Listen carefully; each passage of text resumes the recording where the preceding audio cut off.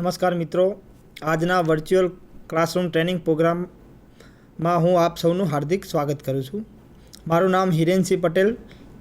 હું supervisor instructor electrical ગ્રુપમાં ITI Gandhidham ખાતે ફરજ નિભાવું છું.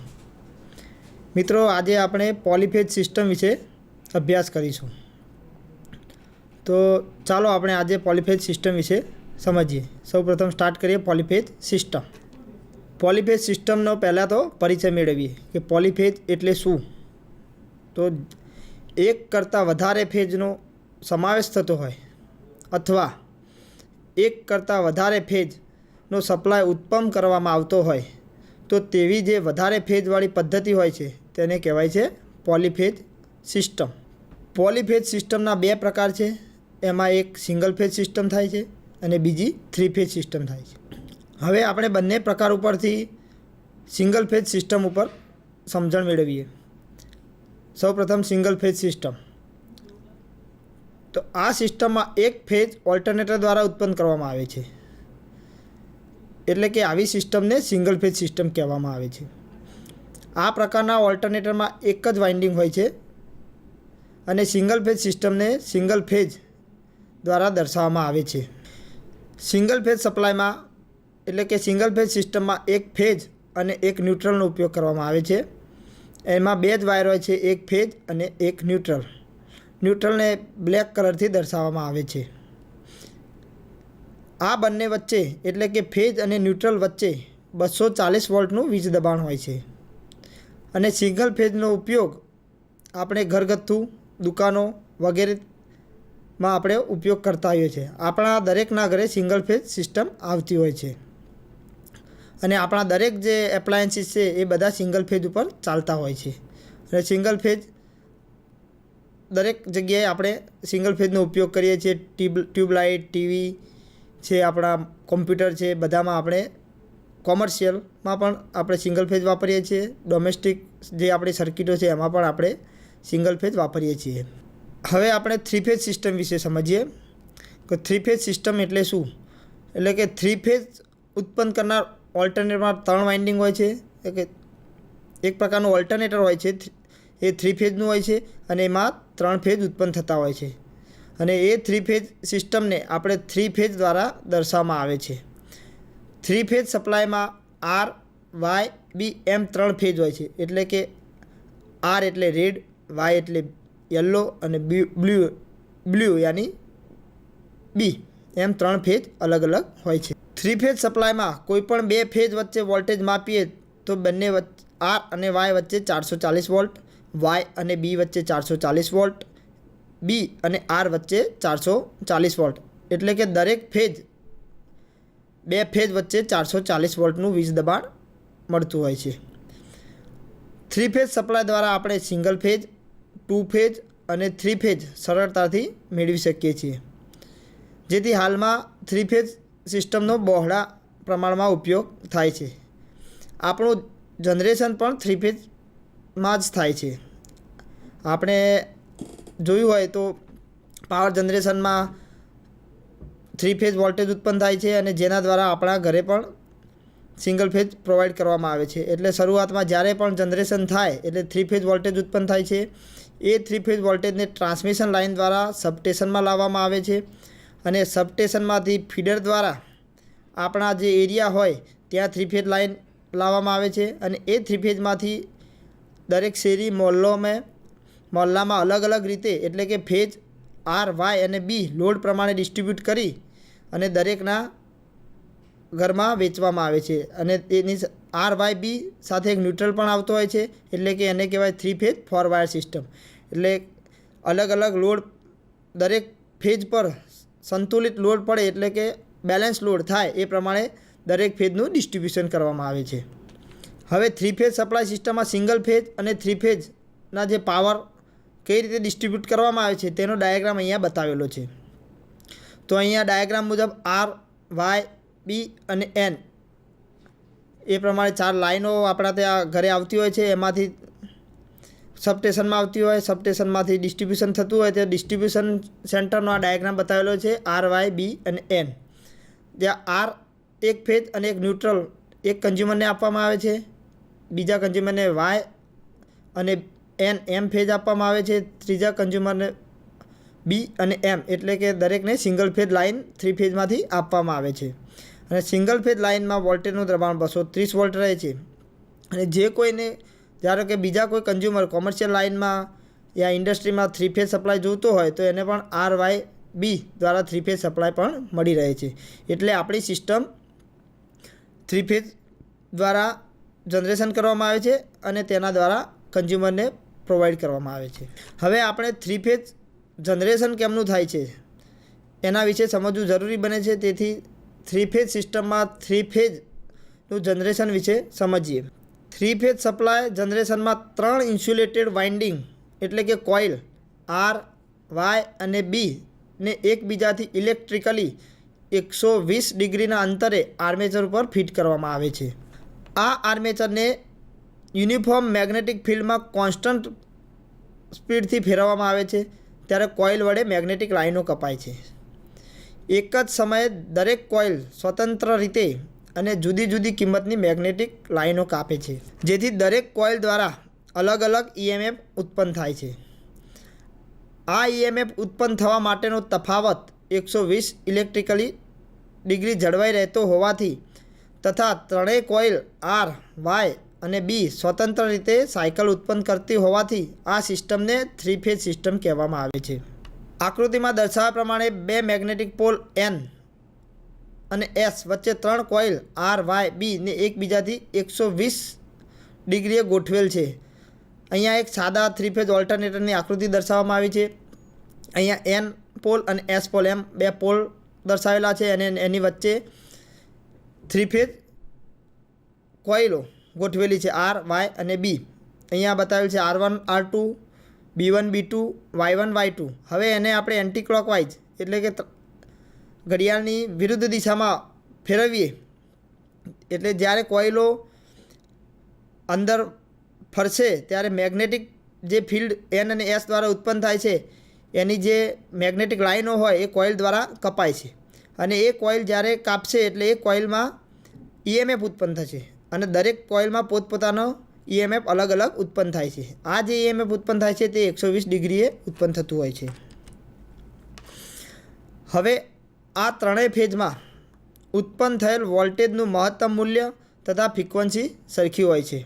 આપણા ભારત દેશમાં સપ્લાય ફ્રીક્વન્સી 50 હર્ટ્ઝ હોય છે, પરંતુ ત્રણેય ફેજ વચ્ચે ઉત્પન્ન થતા વોલ્ટેજની કિંમત સમયના સંદર્ભમાં 1/3 સમય જેટલો તફાવત હોય છે. એટલે કે સૌપ્રથમ આર ફેજ ઉત્પન્ન થતો હોય, ત્યારબાદ 1/3 સમય પછી વાય ફેજ ઉત્પન્ન થાય છે અને ત્યારબાદ 1/3 સમય પછી બી ફેજ ઉત્પન્ન થાય છે. અને દરેક ફેજનું મહત્તમ મૂલ્ય સરખું હોય છે તથા ફ્રીક્વન્સી પણ સરખી હોય છે. દરેક ઉત્પન્ન થયેલ વોલ્ટેજના વેવફોર્મ અહીંયા બતાવેલા છે. એટલે કે જુદી જુદી કોઇલમાં જે વોલ્ટેજ ઉત્પન્ન થાય છે એ દરેકનું વેવફોર્મ અહીંયા બતાવેલું છે. ડાયાગ્રામમાં તમે અહીંયા જોઈ શકો છો. ડાયાગ્રામ એટલે કે આકૃતિ એમાં આર ફેજ બતાવેલો છે, બીમાં વાય ફેજ બતાવેલો છે અને સીમાં બી ફેજ બતાવેલો છે. આરમાં જોઈએ તો આર શરૂઆતમાં ઇનિશિયલી 0, પછી મેક્ઝિમમ થાય છે, પછી 90 ડિગ્રી 0 થાય છે, પછી નેગેટિવમાં મેક્ઝિમમ થાય છે અને પછી 0 થાય છે. આ રીતે સાયકલ ચાલતી રહેતી હોય છે. એ સમયે વાય ફેજ નેગેટિવલી મેક્ઝિમમ હોય છે અને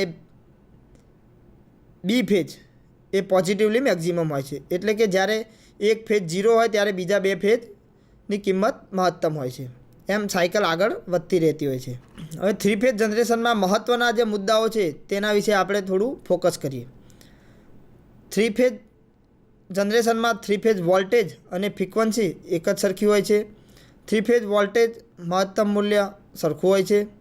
ત્રણેય ફેજમાં બે બાજુના ફેજ વચ્ચે 120 ઇલેક્ટ્રિકલ ડિગ્રીનો તફાવત હોય છે. એટલે કે આર, વાય અને બી એમ ત્રણેય ફેજ વચ્ચે 120નો તફાવત હોય છે. એટલે ટોટલ જો સરવાળો કરીએ તો 360 ડિગ્રી મળી રહે છે. એટલે કે 3 ફેજ જનરેશન એટલે કે આર ફેજ મહત્તમ મૂલ્ય પહોંચે ત્યારબાદ વાય ફેજ 120 ડિગ્રી પછી તેના મહત્તમ મૂલ્ય પહોંચે છે અને ત્યારબાદ એટલે કે વાય ફેજ પછી 120 ડિગ્રીના અંતર પછી બી ફેજ મહત્તમ મૂલ્ય પહોંચે છે. એટલે કે સૌ પ્રથમ આર ફેજ મેક્સિમમ થાય છે, પછી વાય ફેઝ મેક્સિમમ થાય છે અને પછી બી ફેઝ મેક્સિમમ થાય છે. અને દરેક ફેઝ વચ્ચે 120 ડિગ્રીનો તફાવત રહે છે અને આ રીતે આપણી સાયકલ આગળ ચાલતી રહે છે. આ સરખી ફ્રીક્વન્સી અને સરખા એમ્પ્લિટ્યૂડવાળા 3 ફેઝ વોલ્ટેજનો ડાયાગ્રામ નીચે દર્શાવેલો છે, જે આપણે જોઈએ. અહીંયા આકૃતિ બીમાં 3 વાઇન્ડિંગ એટલે કે કોઇલો બતાવેલ છે, આર વાય બી. એક વેક્ટર ડાયાગ્રામ દર્શાવેલો છે અને દરેક આર વાય વચ્ચે 120 ડિગ્રી બતાવેલું છે, વાય બી વચ્ચે 120 ડિગ્રી બતાવી છે અને આર બી વચ્ચે 120 ડિગ્રી બતાવી. એટલે આ રીતે ત્રણેય કોઇલને અલગ અલગ 120 ડિગ્રીએ આર્મેચર પર ફિટ કરવામાં આવે છે.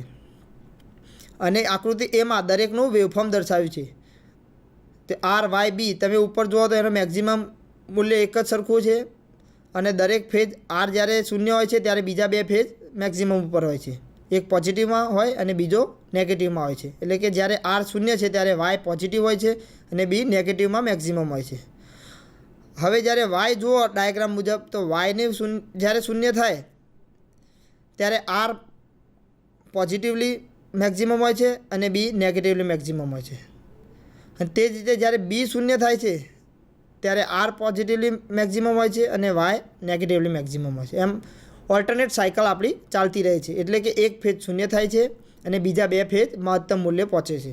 એમ આગળ આપણી સાયકલ બે ફેઝ વચ્ચે ચાલતી રહે છે. એટલે કે બે ફેઝ વચ્ચે 440 વોલ્ટ મળતા રહે છે.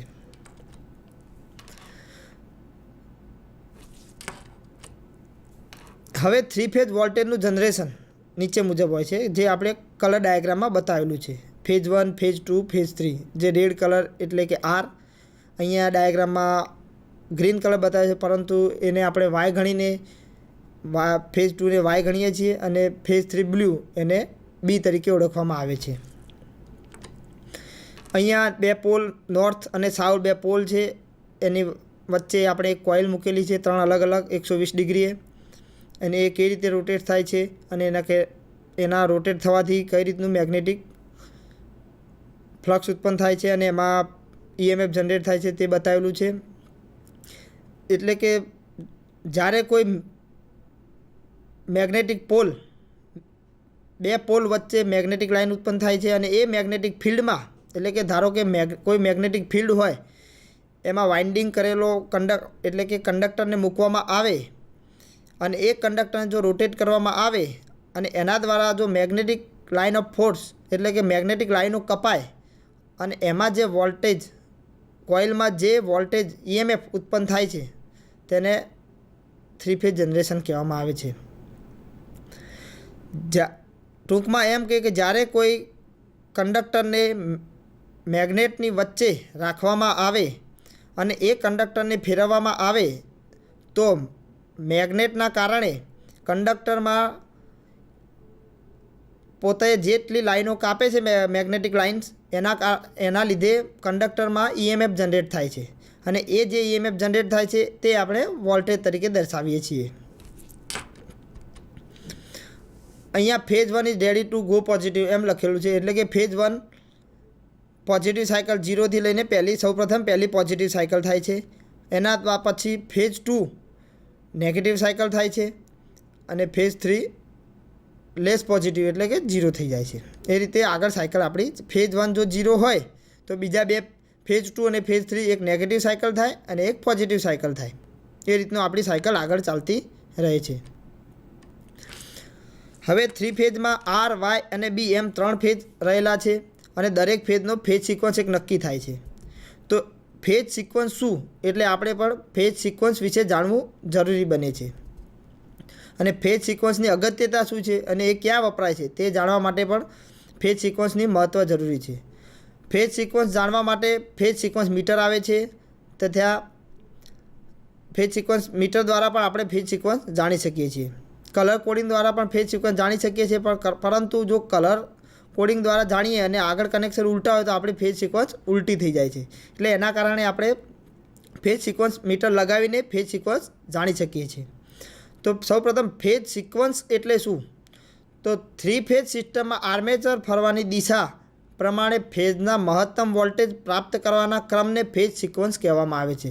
એટલે કે સૌપ્રથમ આર એટલે કે રેડ ફેઝ, ત્યારબાદ વાય એટલે કે યલો ફેજ અને ત્યારબાદ બ્લુ એટલે કે બ્લુ ફેજ એમ કલર કોડિંગ દ્વારા દર્શાવવામાં આવે છે. એટલે પહેલાં આર ફેજની કોઇલ મહત્તમ થાય છે, પછી વાય ફેજની કોઇલ મહત્તમ થાય છે અને પછી બી ફેજની કોઇલ મહત્તમ થાય છે. અને આ ત્રણેય વચ્ચે 120 ડિગ્રીનો તફાવત રહે છે. એટલે કે તેને આર વાય બી એમ 3 રીતે દર્શાવવામાં આવે છે અને દરેકનું કલર કોડિંગ કરેલું હોય છે, રેડ, યલો અને બ્લુ.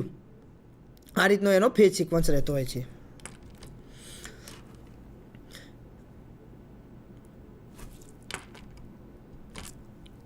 હવે ફેજ સિક્વન્સ આવી તો ફેજ સિક્વન્સને માપવું હોય તો એ ફેજ સિક્વન્સ મીટર આવતું હોય છે. એના દ્વારા આપણે ફેજ સિક્વન્સ જોઈ શકીએ છીએ કે એની ફેજ કેમની હોય છે. આર વાય બી જો સપ્લાય હોય અને આપણું phase sequence meter R Y બીની સાથે જોડીએ અને જો ક્લોકવાઇઝ દિશામાં ફરતું હોય તો એ આપણો phase sequence R Y B બરાબર છે. અને જો જોડતા એન્ટી ક્લોકવાઇઝ દિશામાં ફરતું હોય તો એના બે ફેજ એટલે કે બે છેડા ઉલટ સુલટ કરીએ તો એની ફેજ સિક્વન્સ જે હોય એ પ્રમાણે મળી જાય છે. એટલે કે આપણે ફેજ સિક્વન્સ ઇન્ડિકેટર કે ફેજ સિક્વન્સ મીટર દ્વારા આપણે ફેજ સિક્વન્સ જોઈ શકીએ છીએ અને એના દ્વારા કનેક્શન આપણે આગળ કરી શકીએ છીએ, જેથી ભૂલ થવાને પાત્ર કોઈ રહેતી નથી. હવે ફેજ સિક્વન્સનું મહત્ત્વ કે જ્યારે ફેજ સિક્વન્સનું મહત્ત્વ શું છે, તો આપણે જ્યારે ઓલ્ટરનેટરમાં પાવરનું જનરેશન થાય છે એટલે કે 3 ફેજ વોલ્ટેજ ઉત્પન્ન થાય છે ત્યારે ઓલ્ટરનેટરની કેપેસિટી એક નક્કી હોય છે કે આટલા લોડ માટે આટલું ઓલ્ટરનેટર જરૂરિયાત રહે છે. પરંતુ અચાનક જ્યારે જો લોડ વધી જાય તો ઓલ્ટરનેટર એક લોડની કેપેસિટી ખમી શકતું નથી અને એના ઉપર વિપરીત અસર ઉત્પન્ન થાય છે. એટલે આપણે લોડની કેપેસિટી જ્યારે વધારવી હોય ત્યારે એક બીજું ઓલ્ટરનેટર એની સાથે પેરેલલમાં જોડવું પડે છે. એટલે ઓલ્ટરનેટરની આઉટપુટ કેપેસિટી વધારવા માટે ઓલ્ટરનેટરને પેરેલલમાં જોડવામાં આવે છે. અને ઓલ્ટરનેટરને જ્યારે આપણે પેરેલલમાં જોડીએ તો એ પહેલાં આપણે એનો ફેજ સિક્વન્સ નક્કી કરવો પડે છે.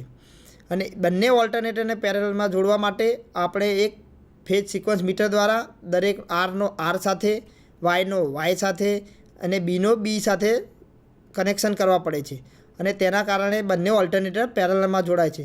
અને બંને ઓલ્ટરનેટર જ્યારે પેરેલલમાં જોડાય છે એટલે લોડ કેપેસિટી બંને ઓલ્ટરનેટર ઉપર શેરિંગમાં વેચાઈ જાય છે. એટલે ઓલ્ટરનેટર ઉપર મહત્તમ લોડ પડતો નથી અને ઓલ્ટરનેટર સલામતીપૂર્વક ચાલતું રહે છે. એટલે ફેજ સિક્વન્સ ઇન્ડિકેટર દ્વારા દરેક પહેલાં ઓલ્ટરનેટરના આવતા હોય બીજા ઓલ્ટરનેટરનું એની સાથે કનેક્શન કરાવવું હોય તો સૌપ્રથમ એનું ફેજ સિક્વન્સ જાણવું પડે છે, જે જરૂરી બને છે. ફેજ સિક્વન્સનું મહત્ત્વ આપણે જોયું. આથી આરનો આર સાથે, વાયનો વાય સાથે, બીનો બી સાથે જોડવામાં આવે છે. અને બંનેને એકી સાથે જો ફેજ સિક્વન્સ સરખો હોય તો ઓલ્ટરનેટરમાં કોઈ પણ પ્રકારનું નુકસાન થતું નથી. એટલે આપણે આજે આપણે 3 ફેજ સિસ્ટમ વિશે સમજ્યા. 3 ફેજ સિસ્ટમને આપણે પોલીફેજ સિસ્ટમ તરીકે પણ ઓળખીએ છીએ. અને દરેકના ઘરે જો આપણે 3 ફેજ સિસ્ટમ જોઈતી હોય તો સપ્લાય આપણને 3 ફેજ દ્વારા પણ મળી શકે છે અને 3 ફેજમાંથી આપણે સિંગલ ફેજ સપ્લાય પણ લઈ શકીએ છીએ. એટલે એક ફેજમાં 3 ફેજ સિસ્ટમ આવતી એમાંથી આપણે સિંગલ ફેજ, 2 ફેજ અને 3 ફેજ એમ સપ્લાય લઈ શકતા હોવાથી આ સિસ્ટમને આપણે પોલીફેજ સિસ્ટમ તરીકે પણ ઓળખીએ છીએ, જે આપણે આજે એનો અભ્યાસ કર્યો. અને હું જાણું છું ત્યાં સુધી આપ સૌને આના દ્વારા ઘણી માહિતી મળી રહે છે. આ ટૂંકમાં આપણે વાત કરીએ તો સિંગલ ફેજમાં આર અને એન હોય છે અને 3 ફેજમાં આર, વાય, બી એમ 3 છેડા નીકળે છે. હવે તમે વિચાર કરતા હશો કે એન ક્યાંથી આવ્યો, તો આ એન આપણે બે કનેક્શન દ્વારા એટલે કે ઓલ્ટરનેટરમાંથી જે આઉટપુટ નીકળતા હોય એના અલગ અલગ રીતે કનેક્શન કરવામાં આવે છે અને એ કનેક્શન દ્વારા આપણે ન્યુટ્રલ મેળવી શકીએ છીએ. તો 3 ફેજ સિસ્ટમમાં 2 પ્રકારના કનેક્શન થતા હોય છે, એક સ્ટાર કનેક્શન અને ડેલ્ટા કનેક્શન. તો સ્ટાર કનેક્શનમાં આપણે આર, વાય, બી અને એન એમ કરીને સ્ટાર પોઈન્ટ ઉપરથી આપણે ન્યુટ્રલ મેળવી શકીએ છીએ. અને ડેલ્ટા કનેક્શનમાં ડાયરેક્ટ 3 ફેજ મળે છે, એમાં કોઈ ન્યુટ્રલ મળતો નથી. પરંતુ હવે સ્ટાર અને ડેલ્ટા કનેક્શન એ આપણે આગળનું લેસન આવે છે, જેથી આગળના લેસનમાં આપણે એનો અભ્યાસ કરીશું અને વિસ્તૃતથી માહિતી મેળવીશું કે સ્ટાર કનેક્શન શું, ડેલ્ટા કનેક્શન શું. આજે આપણે આટલું પોલીફેજ વિશે જાણ્યું. એ બદલ તમારો બધાનો ખૂબ ખૂબ આભાર.